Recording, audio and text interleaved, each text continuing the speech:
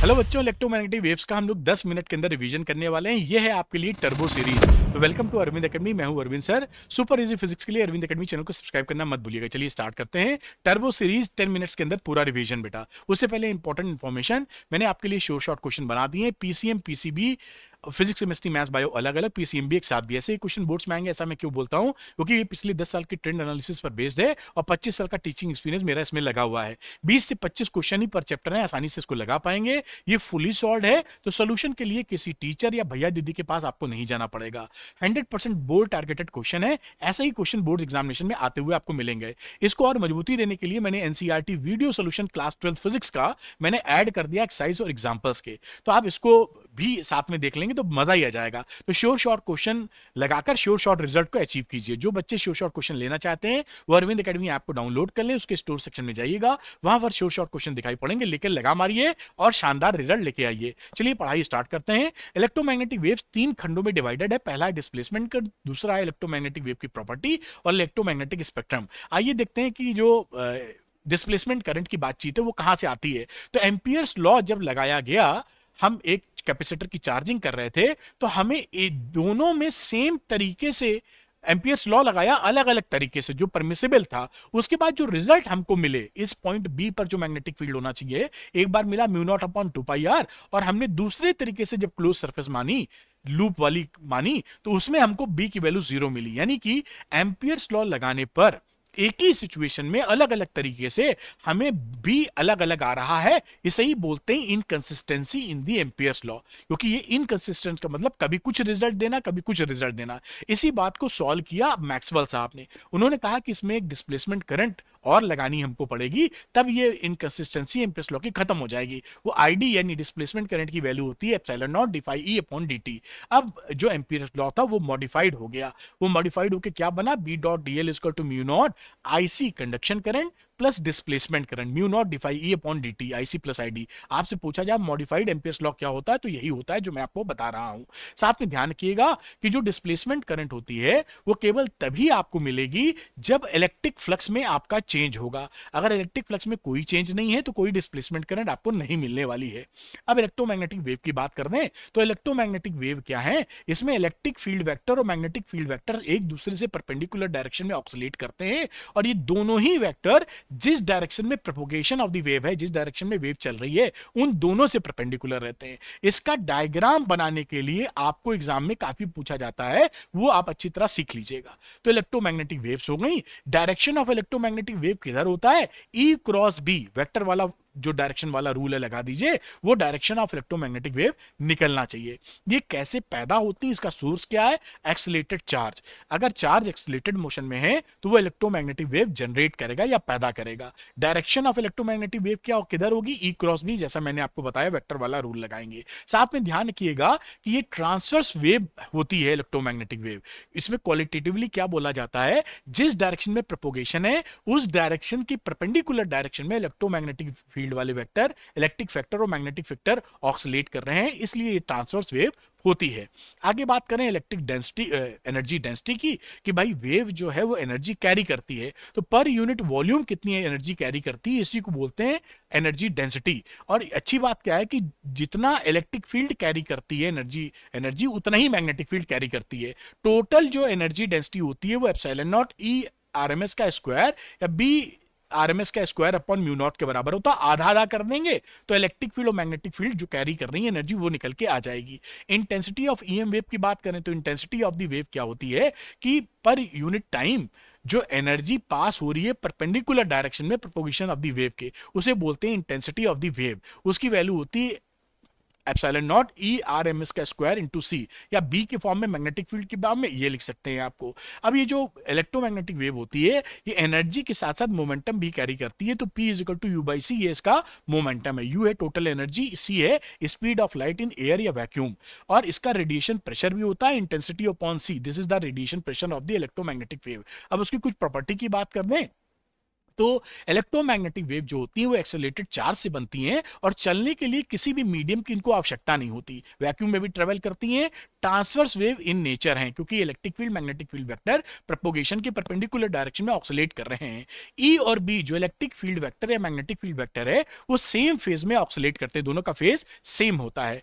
और वैक्यूम में सारी जो स्पीड ऑफ जितनी भी इलेक्ट्रोमैग्नेटिक वेव है सबकी स्पीड सेम होती है, अलग अलग मीडियम में अलग अलग। और E naught upon B naught is equal to C होता है, which is equal to 1 upon under root mu naught into epsilon, इसको याद करके रखिएगा। एनर्जी डेंसिटी कितनी होती है, एप्सिलॉन नॉट ई आरएमएस का square is equal to 1 upon mu naught B RMS का स्क्वायर। आगे बात करें तो ये मोमेंटम कैरी करती है electromagnetic wave U upon C, U है टोटल एनर्जी, सी है स्पीड ऑफ लाइट।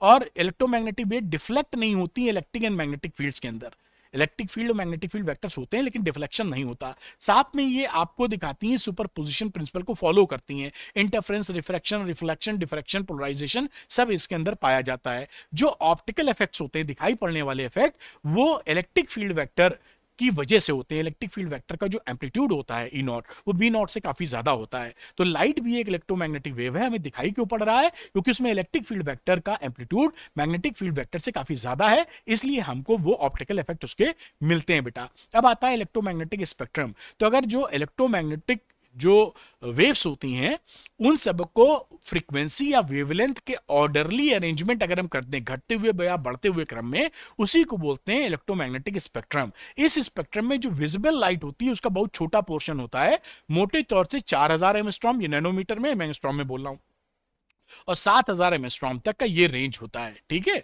अब इसको समझते हैं एक करके। तो रेडियो वेव्स जो होती हैं वो लॉन्गेस्ट वेवलेंथ और मिनिमम फ्रीक्वेंसी होती है। देखिए यहां पर रेडियो वेव सबसे नीचे है, तो जिसकी वेवलेंथ होगी सबसे ज्यादा, फ्रीक्वेंसी सबसे कम, वो उसके पास एनर्जी सबसे कम होती है। फ्रीक्वेंसी ज्यादा तो एनर्जी ज्यादा, फ्रीक्वेंसी कम तो कम। साथ में इसका यूज ये बड़ा पूछा जाता है, तो रेडियो वेव्स को टेलीविजन कम्युनिकेशन सिस्टम या रेडियो एस्ट्रोनॉमी में यूज करते हैं। इसका जो आपका वेवलेंथ और फ्रीक्वेंसी है वो वगैरह आप याद कर लीजिएगा, कैसे ये बनाई जाती है ये भी पकड़ के रखिएगा।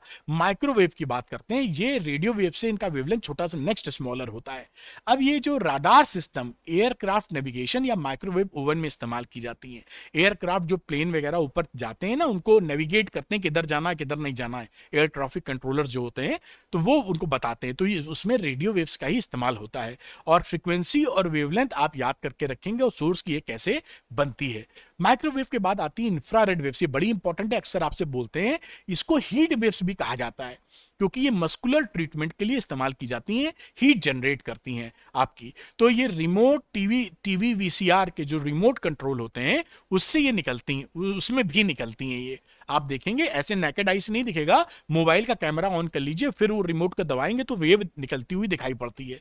अच्छा, मस्कुलर कंप्लेंट यानी मस्कुलर पुल वगैरह जो होते हैं उनकी सेकाई के काम आती है इंफ्रारेड वेव्स। और जो सीक्रेट राइटिंग्स हैं उनको एंशिएंट वॉल पे उसको भी पढ़ने के काम आती है। और मॉलिक्यूलर स्ट्रक्चर की स्टडी भी इंफ्रारेड वेव से आप करते हैं। बाकी इसका वेवलेंथ और फ्रीक्वेंसी वगैरह की रेंज आप याद करके रखेंगे और कैसे बनती है। विजिबल लाइट के बारे में आप जानते ही हैं, हमें दुनिया दिखाई पड़ रही है विजिबल लाइट की वजह से, और कई सारी chemical reaction in the presence of visible light होती है। फोटोसिंथेसिस वगैरह आप जानते हैं ना, बायो में जो पढ़ते हैं, वो रिएक्शन तो लाइट की प्रेजेंस में होती है। तो वो ये कई केमिकल रिएक्शंस को ये इनिशिएट कर सकती है। अच्छा, इसकी जो वेवलेंथ रेंज है, फ्रीक्वेंसी की रेंज है और कैसे ये बनती है, ये पकड़ के आपको रखना जरूरी है। अल्ट्रा यूवी रेस की बातचीत करें तो यूवी रेस जो होती है वो फूड प्रिजर्वेशन में काम आती है। यूवी रेस से हम लगा देते हैं तो फूड में बैक्टीरिया वगैरह किल हो जाते हैं, ज्यादा समय तक प्रिजर्व रहता है। आपके यहाँ आरओ सिस्टम लगा होगा, उसमें भी एक नीले कलर का बल्ब होता है, वो यूवी रेडिएशन करता है,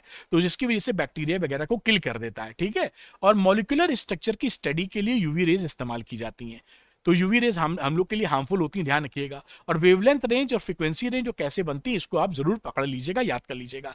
एक्सरेज आप पहचानते होंगे क्योंकि हो सकता है कभी ना कभी मेरा भी एक्सरे हुआ, आपका भी एक्सरे हुआ हो, कभी हड्डी वड्डी में मोच आ जाती, हड्डी टूट जाती है या मोच आ जाती है तो डॉक्टर साहब एक्सरे करा लेते हैं। कोरोना काल में कुछ भी खांसी वासी आई, आप पहुंचे तो एक्सरे होना पक्का है। पेट का एक्सरे, चेस्ट का एक्सरे, बहुत जगह का एक्सरे कर लेते हैं। मेडिकल डायग्नोसिस में बहुत ज्यादा इस्तेमाल किया जाता है। पेनिट्रेटिंग पावर इसकी अच्छी होती है, ये फ्लैश यानी मांस को को तो भेद देती है, हड्डियों को भेद नहीं पाती, इसलिए एक्सरे करा के जांच लेते हैं।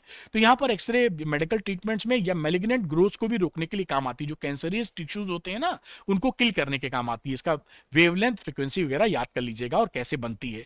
लास्ट होती है गामा रेज। तो गामा रेज का फ्रीक्वेंसी सबसे ज्यादा होता है, हाई एनर्जी, बहुत एनर्जी ज्यादा होती है, पेनिट्रेशन पावर बहुत तगड़ी होती है। तो रेडियोथेरेपी में, रेडियोथेरेपी क्या होती है, जो मैलिग्नेंट टिश्यूज होते हैं ना, कैंसरियस सेल, उनको जलाने के काम में आती है। ये जो हॉस्पिटल होते हैं उसमें रेडियोथेरेपी डिपार्टमेंट होते हैं, हिंदी में बोलते हैं या कई लोग गाँव में बोलते हैं सेकाई वाला डिपार्टमेंट। तो वहां पर वो जलाने के काम में आती है, मतलब मेडिकल ट्रीटमेंट में काम आएगा। और स्ट्रक्चर ऑफ एटॉमिक न्यूक्लाई या न्यूक्लियर रिएक्शंस में काम आता है।